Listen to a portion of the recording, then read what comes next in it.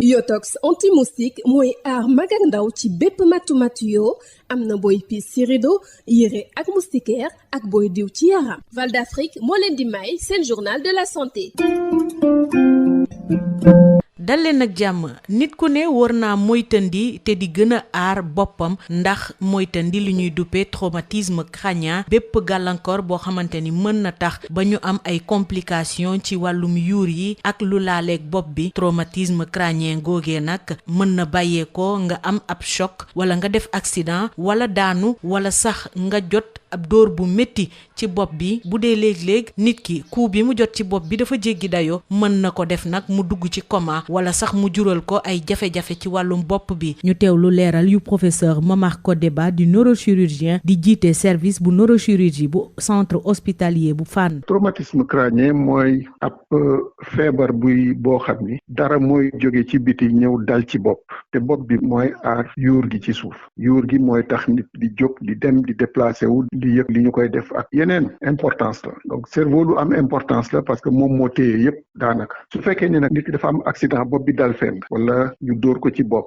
xeer wala yet wala mu accidenté bopp bi dal ci tableau de bord bi wala yooyu fonction yi yuur bi doon assuré mën naa mu perturbé. am na ñoo xam ne dafa naan teel rek ñu xamee mën nañu xamaliku mais am na choc yoo xam ni su fekkee ni dafa tar dëgg-dëgg da ngay dugg ci li ñuy wax coma. donc soo xasee ba dugg ci coma nag foofu réanimation rek moo lay mën a aar da ngay dem. su fekkee ni traumatisme la boo xam ni bu ndaw la yooyu su demee ko docteur am na ñoo xam ni dinañ leen téye mais am na ñoo xam ne aussi du ñu leen téye. docteur bi mooy xool est-ce que am na cër yi bañ na est-ce que nit ki li muy wax jaadu na amul xel bi jaxasoowul wala est-ce que mi ngi gis bu baax ak yooyu. su ko defee classé leen ba pare ni ñii mën nañu ñi waaye ñii moom dama leen di téye nañu def rajo maanaam scanner wala ñii seen cas dafa grave xaar mu yóbbu ko léegi neurochirurgie wala moo woon neurochirurgien bi mu ñëw xool ko. sooy xool nag ñi muy daal ay jeunes la ñuy doon te jeunes yi ñoom dañoo xaw a të yenn yi booy xool ci biti am na ñu bëri ñoo xam ne dañuy dawal seen deux roues du ñu sol casque. am na ay conducteurs yoo xam ne du ñu takk seen ceinture de sécurité maanaam yooyu dafay tax même su fekkee ni am nga choc bi du demee noonu. léeg nga gis oto bu accidenté ñi nga xam ni dañoo takkoon seen ceinture presque dara jot leen wala ay xoos-xoos yu ndaw lay am. ñeneen ñi nga xam ni takkuñu ceinture nekk ci ay problème yu doo jeex di se dootuñu ànd ak seen xel nekk dans le coma. jaajëfal naa leen ci déglu bi dig daje ci beneen numéro. Yotox anti-moustique mooy aar mag ak ndaw ci bépp matu-matu yoo am na booy piis ci rido yére ak moustiquaire ak booy diw ci yaram. Val d'Afrique moo leen doon may seen journal de la santé. Yotox anti-moustique pour le corps, les vêtements, les rideaux et draps vous protège contre les moustiques chez l'adulte et l'enfant. Val d'Afrique vous offre votre journal de la santé.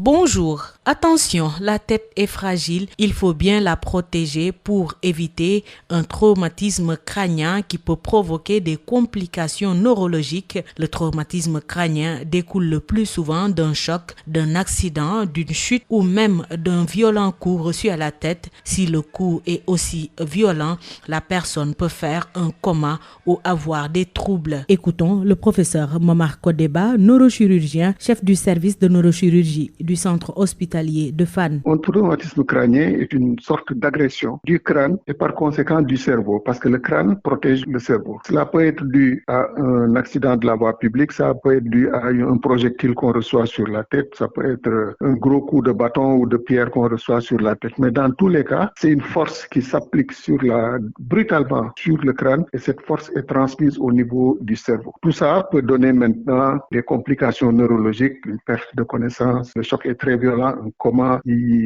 ça peut être une paralysie, des crises d'épilepsie, etc. Les signes sont extrêmement variés. Le plus souvent, c'est dû à un traumatisme par accident de la voie publique. On peut aussi le voir en cas de rixe, d'agression, de chute. Tout ça peut entrer dans le cadre des traumatismes crâniens. C'est particulièrement fréquent parce que c'est avec tout ce qu'il y a comme véhicule, comme moto, Jakarta, comme associé également c'est pas pour provoquer, mais à l'indiscipline des Sénégalais, ces traumatismes sont particulièrement fréquents chez l'adulte. Donc, c'est cause d'absentéisme dans le milieu du travail. Et quand ça survient chez les enfants et que c'est un traumatisme qui est important, ça peut aller jusqu'à perturber la scolarité et l'insertion sociale de cet enfant. Donc, c'est un gros problème. Et dans tous les pays, pratiquement, on voit de plus en plus augmenter les cas de traumatisme crânien. Merci de nous avoir suivis. Rendez-vous est pris pour un nouveau numéro.